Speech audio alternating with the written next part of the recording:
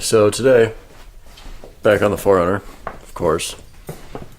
Got all these blankets on it, and welding dealy to protect everything that's all nice from sparks. When I weld a little sheet in there, you can see I ground all the paint off this edge, that way it'll actually weld, not just spatter everywhere. Yeah, it's going to be a little tricky. It's, what is it, 1/32 of an inch thick, so it's quite thin. I'm not a big fan of sheet metal. You got to do like a jillion tack welds instead of an actual bead. And even when you're doing the tack welds, you got to make sure you don't overheat it or else the whole thing warps. But that aside, I'm going to spray water on these blankets because if you've been watching, you know that everything around me likes to spontaneously combust, and I don't really want to light the 4Runner on fire. So we're getting them wet. Not super wet, I'm just going to dust the top so they don't ignite. Okay, blankets are all nice and wet. Probably can't see it because I can barely feel it. And over here I have set up a little piece of the thickness metal we're going to be welding, so that way I can do some nice little tests and get my temperature set properly before I actually start on the truck, which is kind of a big deal, especially on sheet metal. On the other metals I don't have as hard of a time, but I don't know, I just hate sheet metal.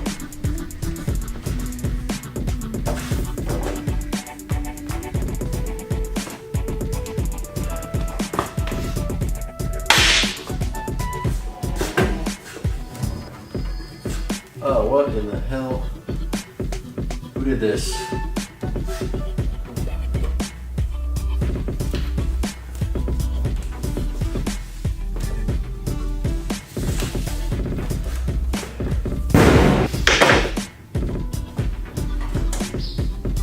Let's do that.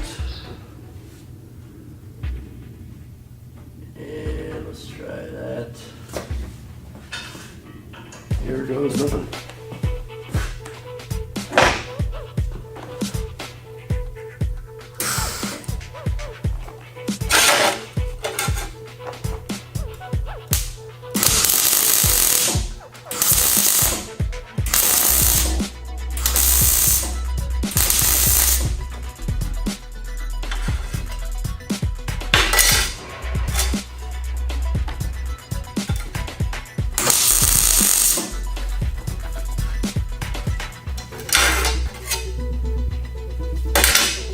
It's actually not the end of the world. It's pretty good.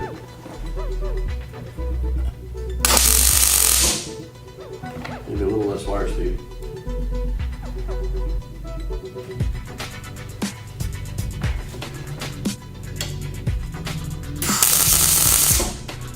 Oh yeah, that's what she wrote.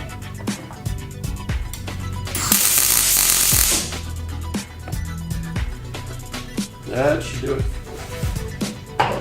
It's going to be a little bit thinner while I'm welding. There will probably be a little bit of a gap, so I got to kind of compensate for that. A little more wire speed and a little less heat, and that might do it. We'll adjust from there.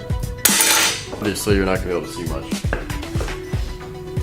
but I'll do like a clip or two so you get the idea. Alright, if I remember to put the ground back, and I did. Okay, we're good. Oh, please work. Clear. Oh wow, it might be a little hot.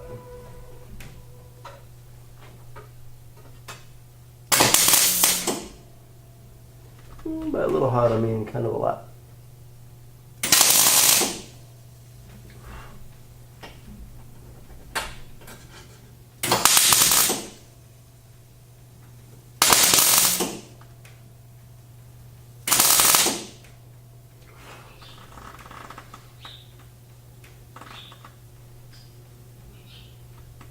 Yeah, so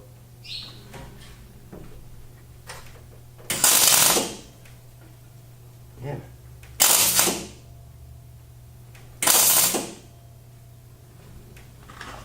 Well, that'll hold it for now, but the heat's got to come down.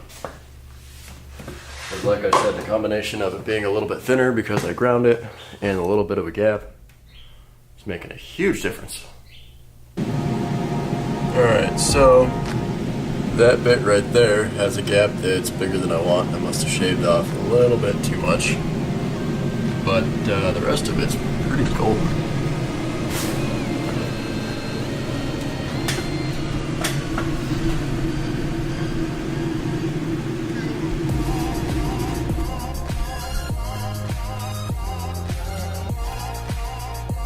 You can see the few spots where it blew through. Right there's the gap that I don't like. Right there's good. It looks like there's a gap, but there's not. Oh, that's pretty good.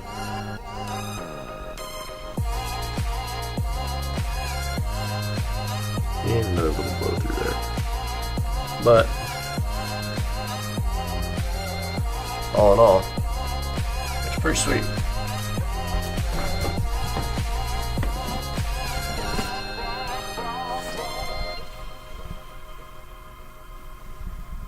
I don't know if you can see that it's all concave from here. You can see it pretty well on the top side. That it's all domed up on the top and all concave from the bottom.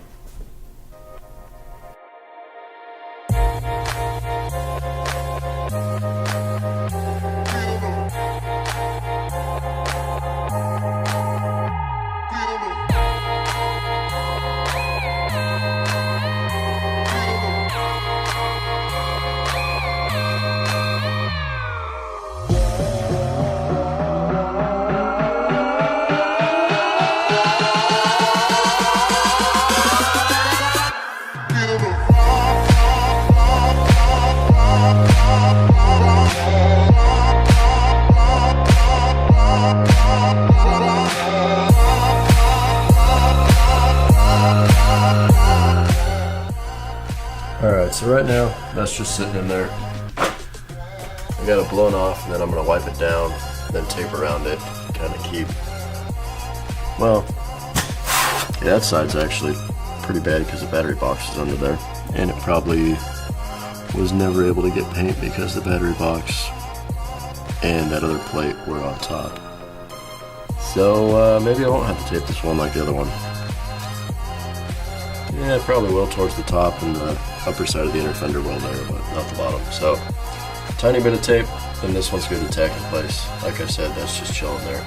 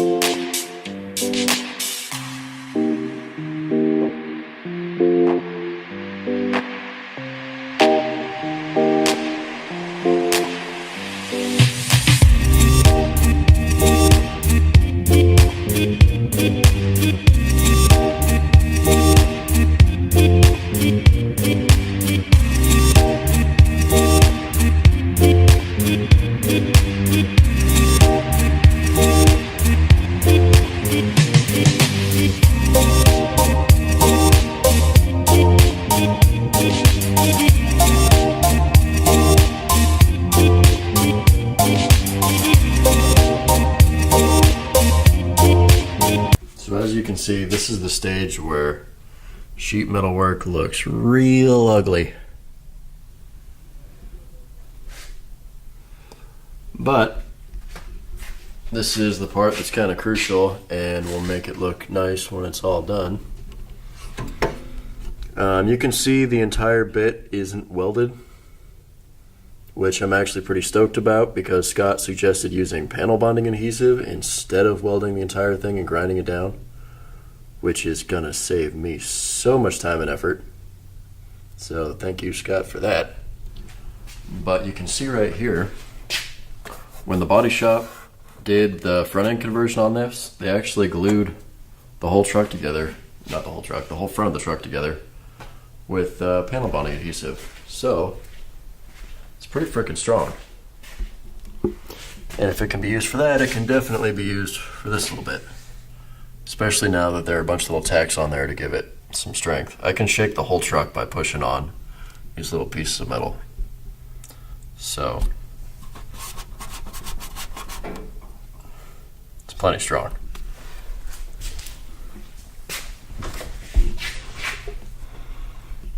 Is it ugly? Yes. Is it going to stay ugly? No. So now I get to go back and grind those relatively smooth and grind off any excess down here. This side you really don't see much excess. There's a tiny bit like right there that'll come off. Stuff like that. So yeah, let the fun begin.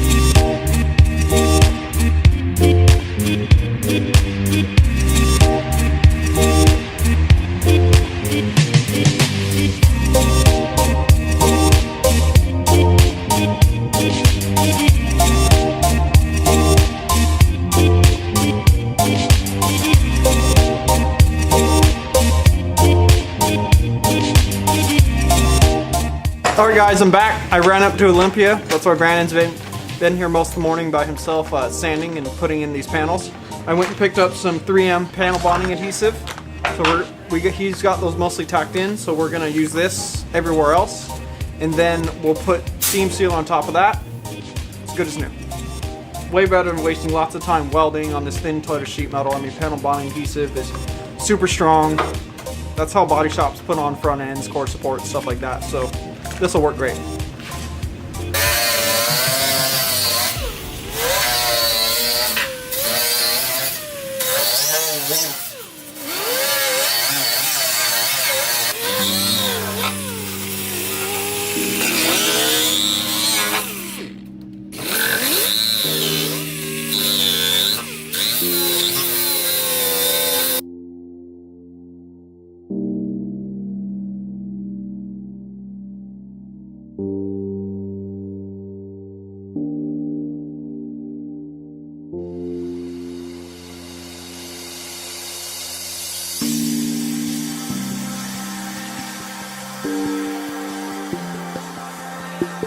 Ben's got all the tack welds ground smooth that holds his patch panels in the inner fenders.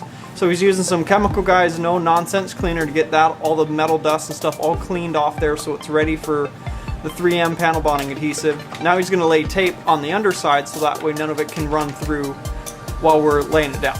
So we're going to go ahead and lay down the panel bonding adhesive now.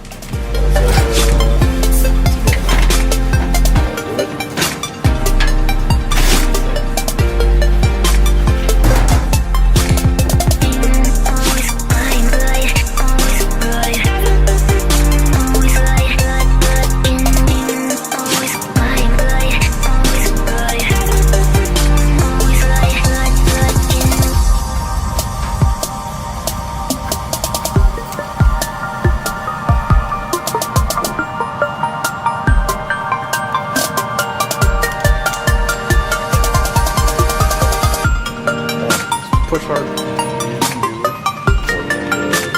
There we go. Good to go. This is my favorite part.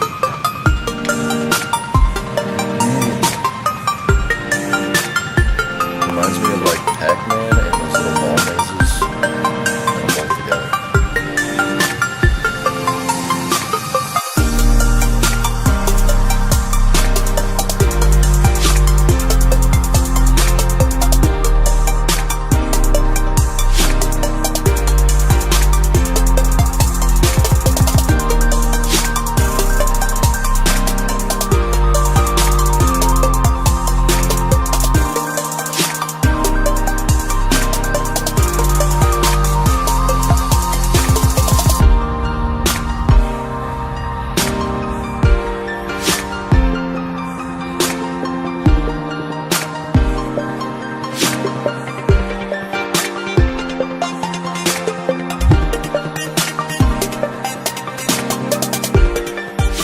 So putting the panel bonding adhesive on the top side went without a hitch. Now Brandon's kind of coming along the bottom side here and applying it to any of these other little gaps.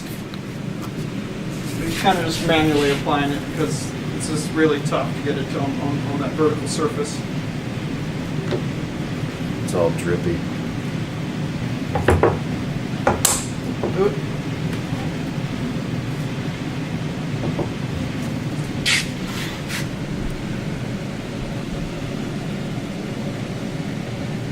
Sealed up great, just as good as Welding.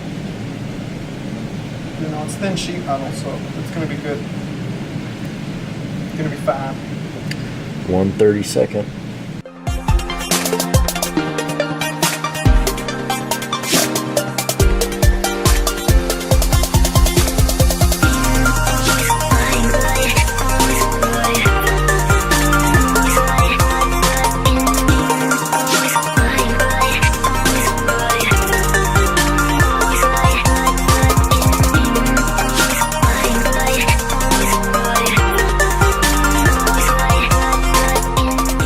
That's it. Another day at Cougar House Garage. I spent most of the afternoon running around, running errands, helping Justin go get his adapter piece, and going and get the panel bonding adhesive. I hit a couple different part stores before I went to, West Cove Body Supply in Olympia. I should have just went there first. I knew better. Got my panel bonding adhesive. Brandon spent his time here making the inner fender pieces. Got those made, shaped, tacked in there, ground all the tacks down real nice, and then we taped around on the areas, or well, he had them taped for welding. And then we laid our panel bonding adhesive in there. And now we're ready to move on to seam sealer next time we get back onto the 4Runner. But actually, we're going to be, in our next episode, we're going to be working on a 92 Ford OSB, I believe, is the non-turbo 7.3. We're doing a 12-valve Cummins swap in it for a customer. So that'll be pretty fun, and we'll bring you guys along the way so you guys can watch that process as well. Thanks for being here today, guys. Thanks for your support. Like and subscribe to the new people. Smash that like button. Check us out at cougarhousegarage.com. Check us out at Facebook /Cougar House Garage. And we are Cougar House Garage on Instagram. Follow us, and we'll see you guys in the next episode. We run every endeavor. I wanna remember.